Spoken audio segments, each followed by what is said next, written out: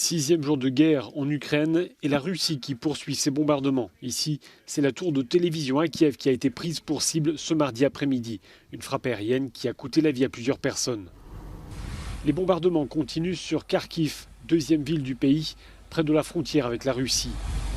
Et si l'armée russe assure ne cibler que des sites militaires, des bombes ont touché des immeubles d'habitation. La liste des morts continue ainsi de s'allonger sans qu'on ait de chiffres vérifiables. Kiev parle de plus de 350 civils tués. Mais ni les Russes ni les Ukrainiens ne précisent les pertes militaires. Le convoi de blindés russes qui fait route vers la capitale Kiev semble avoir ralenti. C'est du moins l'avis d'un responsable militaire américain qui évoque d'éventuels problèmes logistiques et d'approvisionnement. Dans la capitale ukrainienne, en tout cas, ceux qui sont restés se préparent comme ils peuvent à l'arrivée des troupes russes. Dans le sud de l'Ukraine, les forces russes assurent contrôler désormais tout le littoral de la mer d'Azov, faisant la jonction entre la péninsule de Crimée et la province séparatiste de Donetsk. Un nouveau round de discussion entre représentants russes et ukrainiens pourrait avoir lieu ce mercredi, à en croire des médias russes.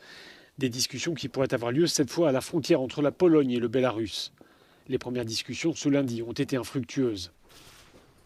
À noter ce mercredi matin une réunion à Vienne en Autriche au siège de l'AIEA, l'Agence internationale de l'énergie atomique. Une réunion consacrée aux installations nucléaires en Ukraine. Les experts s'inquiètent notamment de l'état des déchets nucléaires sur le site de Tchernobyl, désormais aux mains des Russes.